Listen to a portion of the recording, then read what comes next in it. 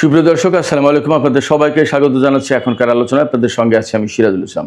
দর্শক, মার্কিন president Donald Trump বলেছেন ইরান নাকি নতুন করে আবার চুক্তি করার জন্য বা বর্তমান যে সংকট, এই সংকট মীমাংসা করার জন্য পাগল হয়ে উঠেছে।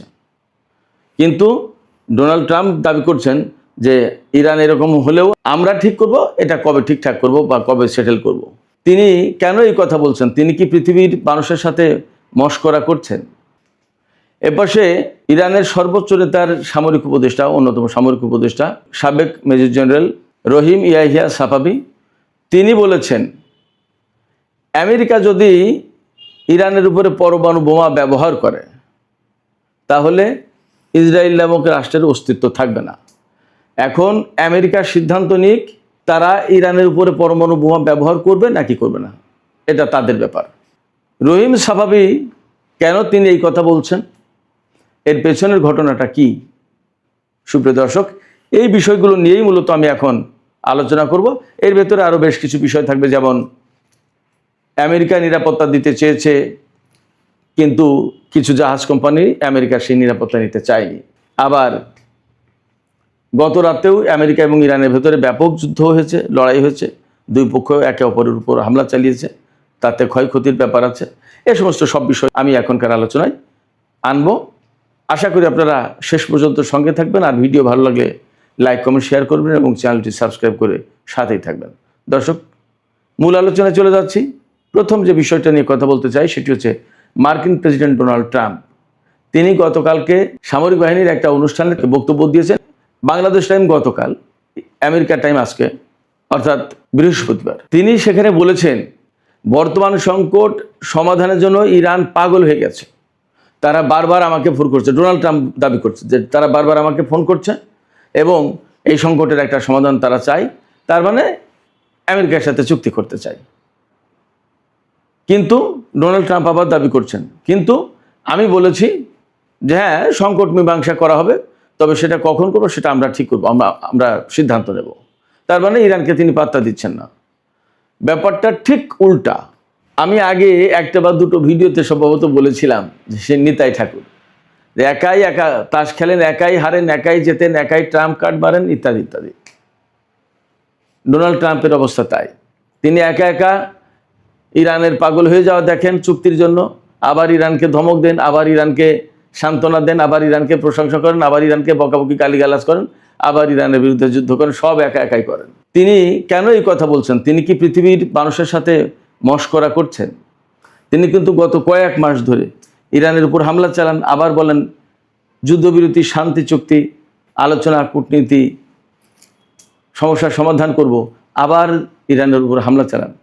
মূল কথা, আমেরিকা কিন্তু ইরানের উপর হামলা চালিয়েই যাচ্ছে, বিভিন্ন কায়দায় ঘুরছে ফিরছে, বিরতি নিচ্ছে, একটু জিরিয়ে নিচ্ছে, নিজেদেরকে গুছিয়ে নিচ্ছে, আবার ইরানের জনগণকে কিন্তু হত্যা করেই যাচ্ছে।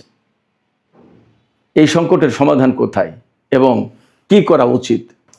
এক অদ্ভুত ব্যক্তির হাতে পড়েছে আমেরিকা এবং বিশ্ব বলছে এই কারণে, বিশ্বে তো আমেরিকার প্রভাব আছে এবং তাদের কারণে বিশ্বের অনেক মানুষ তাদেরকে কুর্নিশ করে, তাদের সামরিক বাহিনী, আদার অনেক কিছুর কারণে। এ তো বিরাট সমস্যা আমাদের বিশ্ববাসীর জন্য। তো এই যে ব্যক্তিটা আমেরিকার প্রেসিডেন্ট হয়েছে, আমেরিকার ইতিহাসে সম্ভবত এই ধরনের পিকুলিয়ার কোনো ব্যক্তি প্রেসিডেন্ট হয়নি। এবং আজকে বিশ্বে যে সংকট ডোনাল্ড ট্রাম্পের কারণে তৈরি হয়েছে, এই সংকটের একটা বড় দায়ভাগ অবশ্যই আমেরিকার জনগণের নিতে হবে। তার মতো ব্যক্তিকে কেন তারা নির্বাচিত করলো, সেটা একটা বড় প্রশ্ন। অতএব আমেরিকার যে সমস্ত মানুষ, যে সমস্ত ভোটার ডোনাল্ড ট্রাম্পকে ভোট দিয়ে নির্বাচিত করেছেন, তাদের দায়ভাগ আছে। ডোনাল্ড ট্রাম্প এই দাবি করেছেন, কিন্তু বাস্তবতা কি তাই?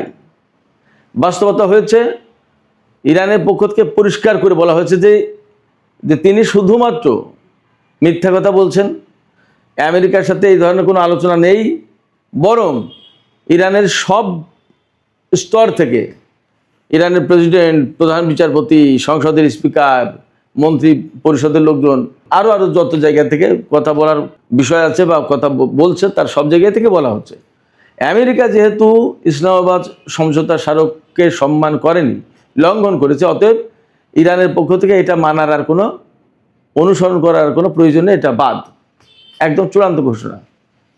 এবং ইরানের সংসদের পক্ষ থেকে, বিশেষজ্ঞ পরিষদের পক্ষ থেকে, এবং গতকালকে এমন এক ব্যক্তি কথা বলেছেন যিনি বা যার নাম নতুন সর্বোচ্চ নেতা হওয়ার জন্য আলোচনায় ছিল, প্রস্তাব করা হয়েছিল, সেই আয়াতুল্লাহ রেজা আরেফি তিনিও বলেছেন যে আমেরিকার সাথে আর আলোচনা করার প্রয়োজন নেই, বরং তাদের বিরুদ্ধে এখন যুদ্ধ করা ছাড়া আর কোনো পথ নেই।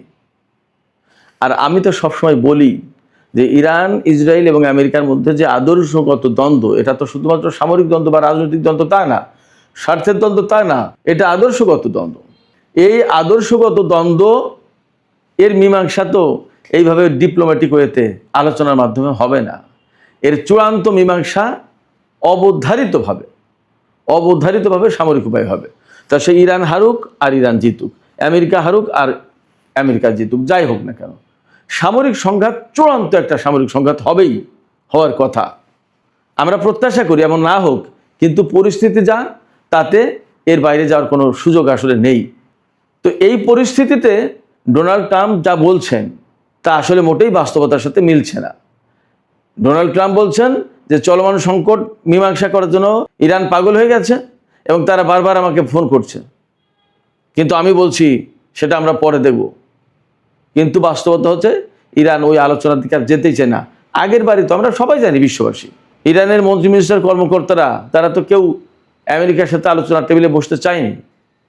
সেখানে তুরস্ক, মিশর, সৌদি আরব, কাতার, পাকিস্তান, অনেক দেশ ইরানকে রাজি করিয়েছে যে না, বসে সংকটের সমাধান করা যায়। কিন্তু ইরান বলেছিল কি, আমরা আমেরিকাকে চিনি, তারা কথা রাখবে না, আলোচনার টেবিলে যাব, তারা একটু ফুরসত পাবে, তারা নিজেদেরকে গুছিয়ে নেবে, আবার আমাদের বিরুদ্ধে যুদ্ধ শুরু করবে।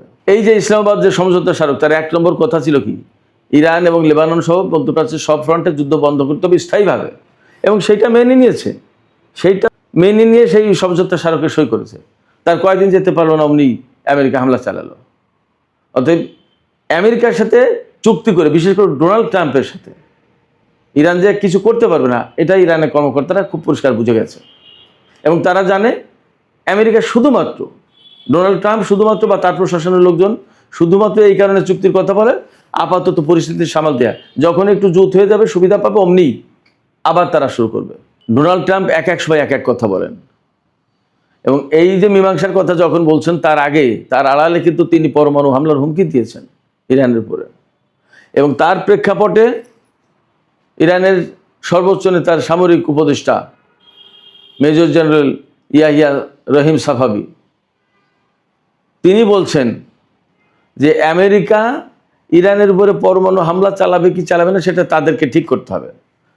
ইরান অনেক বড় দেশ, 2-1টা পরমাণু বোমায় ইরানকে ধ্বংস করে দেওয়া যাবে তা কিন্তু না। কিন্তু ইরান যদি পরমাণু হামলার শিকার হয়, তাহলে তাৎক্ষণিকভাবে ইসরায়েলকে একেবারে ধ্বংস করে ফেলা হবে। ইসরায়েলের অস্তিত্ব থাকবে না, ইসরায়েলের অস্তিত্ব মুছে দেওয়া হবে। তো ইসরায়েলের অস্তিত্ব মুছে দেওয়ার যে বিষয়টা, আমেরিকাকে জানতে হবে যে ইরান এটা করবে। এই অবস্থায় আমেরিকাকে সিদ্ধান্ত নিতে হবে তারা ইরানের উপরে পরমাণু বোমা হামলা চালাবে নাকি চালাবে না। এটা তাদের ব্যাপার, এটা ইরানের ব্যাপার না। এটা তারা সিদ্ধান্ত নিক, আমরা আমাদের সিদ্ধান্ত নেব।